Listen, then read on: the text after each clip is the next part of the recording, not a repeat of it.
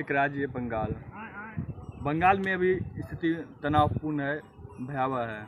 वहाँ लगातार दंगे की स्थिति बनी हुई है। मुर्शिदाबाद है, मालदा है और कई बंगाल के कई जिलों में स्थिति भयावह है। क्या कुछ लग रहा है आपको इस घटना में आपको? देखिए, ये बहुत दुखद बात है कि समाज में इस तरह की बात है। आखिर कहीं दंगा फसाद कुछ होता है तो गरीब लोग ही मारे जाते हैं।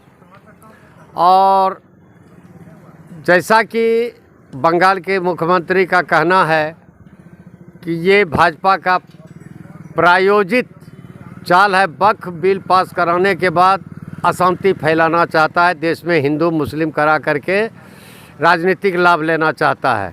कहा है कि ऐसे सब लोग पकड़ाए हैं जो कि बंगाल के हैं ही नहीं, वो हिंदू हैं और टोपी पहन करके वहाँ गए। उन लोगों का भी फ़ोटो हम लोगों को देखने का मोबाइल में मिला, टीवी पर मिला। इसलिए ये जो बातें हो रही है ये दुर्भाग्यपूर्ण है। और चाहे कोई भी हो, सरकार को ऐसे लोगों पर अविलंब कड़ी से कड़ी कार्रवाई करनी चाहिए। मुख्यमंत्री तो ममता बनर्जी हैं, उनका काम है वहाँ नियंत्रित करना, लॉ एंड ऑर्डर मेंटेन रखना। उसमें तो वो फेल दिख रही है। वो फैल उस मामले में कहीं नहीं है। यदि आप इस तरह की बातें कहते हैं, वारदात की बातें, तो भाजपा शासित ये राज्य में भी ऐसी घटनाएं हो रही है। और जहाँ तक बंगाल की बात है तो ये भी सामने आ रहा है कि वहाँ पर राजनीतिक रूप से बीजेपी के द्वारा इस तरह का माहौल बनाया जाता है, क्रिएट किया जाता है साजिश करके कि ताकि देश में हिंदू मुस्लिम का तनाव फैले और राजनीतिक लाभ ले हम। कोई भी मुख्यमंत्री चाहेगा कि हमारे क्षेत्र में, हमारे राज्य में दंगा फसाद की बात हो, हिंदू मुस्लिम हो या हत्या नरसंहार हो। यह एक साजिश है। लगातार पश्चिम बंगाल में हिंदुओं पर हमला हो रहा है, मंदिरों को तोड़ा जा रहा है, इसमें क्या कहा? यही तो एक साजिश है, यही तो एक साजिश है। आखिर केंद्र सरकार कर क्या रही है?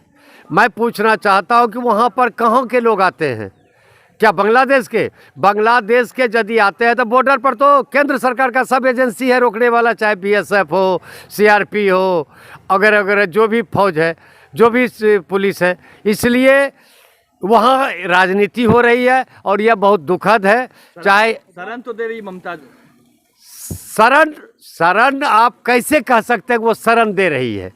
अपराधी लोग कहीं से भी कहीं भी जा कर के अपराध कर लेते हैं और चले जाते हैं। स्पष्ट है कि इसका जांच होना चाहिए और इसके लिए जो है कि न्यायिक जांच होना चाहिए। हिंदू वहाँ से वहाँ पलायन कर रहे हैं। बंगाल में हिंदू पे इतना अत्याचार क्यों सिर्फ बंगाल में? भाई, हिंदू और मुस्लिम की बात है ना, अत्याचार किसी पर होता है तो अत्याचार है, चाहे हिंदू पर हो या मुस्लिम पर हो। लेकिन मेरा ये कहना है कि उसी जगह अचानक वक्फ बिल पास करने के बाद इतना बड़ा है तो वहाँ क्यों हुआ? इसलिए कि ममता बनर्जी को अपदस्थ करने की चाल है केंद्र की।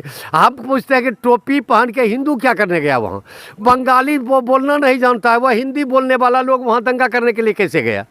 ये सब क्या प्रूव करता है कि कहीं ना कहीं साजिश हो रही है। एक दो की संख्या में आपको लगा कि हिंदू गए और इतनी तादाद में जो मुसलमान यहाँ पर दंगा कर रहा है, भगा रहा है, मार रहा है, कितने ट्रक ड्राइवर, कितने गाड़ी चालकों को मार दिया है, हत्या हो चुकी है। कई फैमिली को देखिए, किसी की भी हत्या हो ये गलत बात है और इस पर सरकार को अविलंब जो है अंकुश लगाना चाहिए। चाहे केंद्र सरकार हो या बंगाल की राज्य सरकार हो, दोनों को मिल के अपराधियों पर कड़ी कार्रवाई करनी चाहिए, चाहे वो हिंदू हो या मुसलमान हो, ताकि भविष्य में ऐसा हिम्मत अपराधी लोग नहीं कर सके।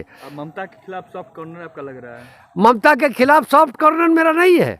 ममता जो है कि कोई भी मुख्यमंत्री अपने राज्य को बदनाम क्यों करेगा, क्यों कोताही करना चाहेगा, क्यों अशांति फैलाना चाहेगा? मैं ये जानना चाहता हूँ। केंद्र सरकार इसकी जांच करावे।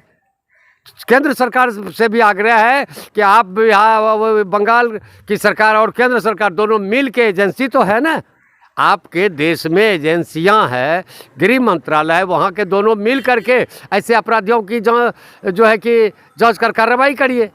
वक्फ कानून आने के बाद क्यों ऐसा बवाल? इसलिए राजनीतिक लाभ लेने के लिए बीजेपी के लोग ऐसा करते आए हैं।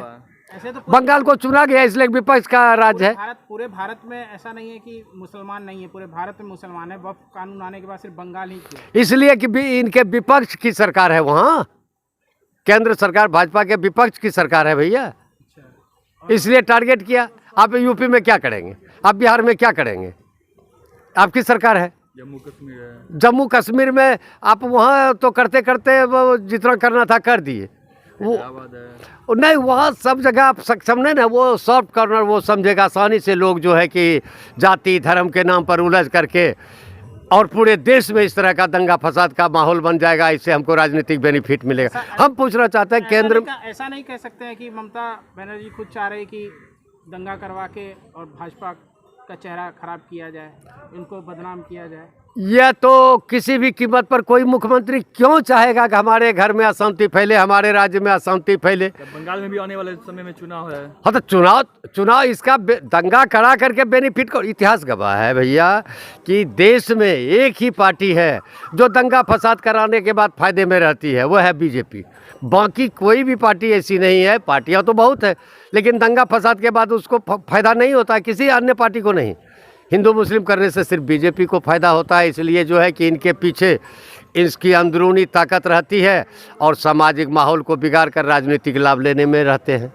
क्या नाम हुआ? मेरा नाम राजेंद्र यादव, अध्यक्ष आज़ाद हिंद मोर्चा